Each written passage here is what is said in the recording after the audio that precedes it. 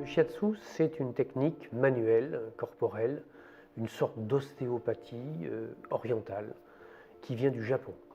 Shiatsu en japonais, ça veut dire pression des doigts. L'idée fondamentale est qu'en agissant sur le corps, sur certaines zones de ce corps, sur certains circuits, sur certains axes articulaires, on va avoir la possibilité de remettre en mouvement des flux de vie qui se sont bloqués, tendus, noués, voire qui ont été mis à mal par les comportements qui sont les nôtres. À travers les techniques qui sont les siennes et qui correspondent à des protocoles spécifiques, le shiatsu, par des pressions des doigts, va venir travailler sur des circuits particuliers qu'on connaît en acupuncture et qu'on appelle les méridiens d'acupuncture. Son action thérapeutique est très basique et articulée autour d'une idée de fond qui est que les flux de vie, pour pouvoir fonctionner correctement, ont besoin de pouvoir circuler librement. Malheureusement, dans certaines situations, pour certaines raisons, à des moments donnés, nos comportements, des traumatismes, des chocs, des tensions, des maladies éventuelles peuvent rendre cette circulation difficile, compliquée, voire la bloquer totalement.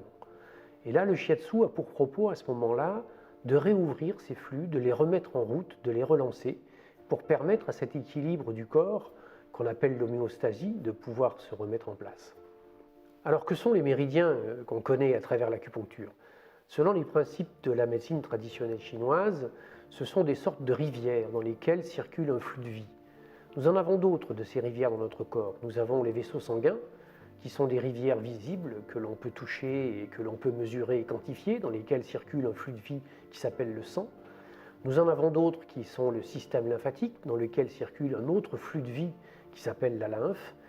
Et bien, selon les principes de cette vision énergétique, donc vibratoire du monde, nous avons un troisième type de circuit dans lesquels circule un flux qui s'appelle l'énergie, le ki, et qui est également un flux de vie qui est à la base à la fois des capacités organiques et des capacités psycho-émotionnelles de l'être humain.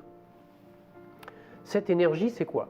Cette énergie, c'est quelque chose que l'on connaît à travers l'électromagnétique, à travers tout ce que la physique moderne a pu redécouvrir dans ses dimensions les plus poussées, et notamment par exemple la physique quantique, à travers la mise en évidence que la matière n'est rien d'autre qu'une mise en forme de l'énergie. Et dans la conceptualisation de l'Orient, eh bien, notre corps est parcouru d'un certain nombre de ces flux. Et ces flux, lorsqu'ils fonctionnent correctement, sont à la base de notre état d'équilibre et d'harmonie, qui dans nos corps s'appelle la santé. Il faut savoir que la vision de l'Orient, c'est une vision dans laquelle à aucun moment le corps et l'esprit n'ont été dissociés. Et autant le shiatsu agit sur la dimension physique, corporelle et sur la dimension énergétique, les trajets des méridiens, autant elle prend en revanche en compte, lors de l'entretien, lors des causes qui peuvent être à la base de la tension ressentie dans le corps par la personne, la dimension psycho-émotionnelle et la dimension psychique. Et par conséquent, de facto, la méditation, la pleine conscience, la capacité à se distancier des vécus, à les mettre en perspective ou en recul, la capacité à faire le vide à l'intérieur de soi, qui est très en prise avec tout ce qu'est la notion de culture orientale, est partie intégrante du shiatsu.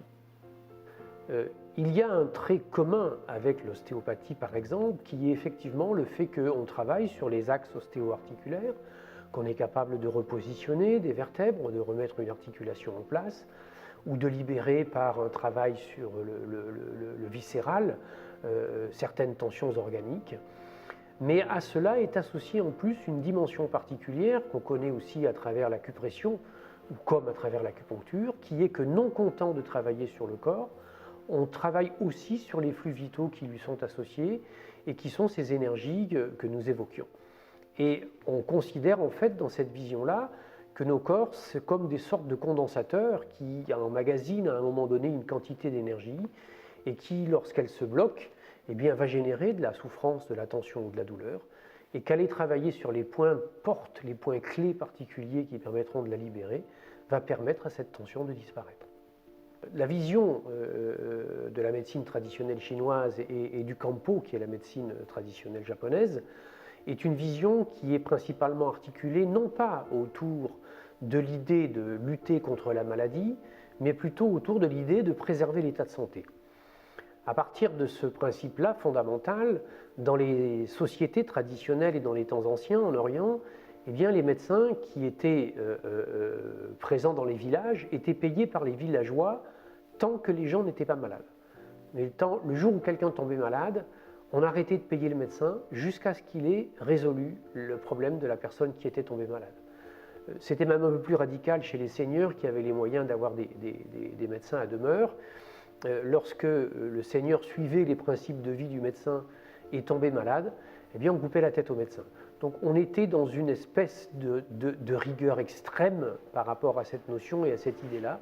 Et on voit bien que la vision était effectivement profondément différente de la nôtre, puisque chez nous, les médecins sont formés pour connaître la maladie, lutter contre elle et permettre à l'état de santé, entre guillemets, de revenir parce qu'on se sera opposé à la maladie.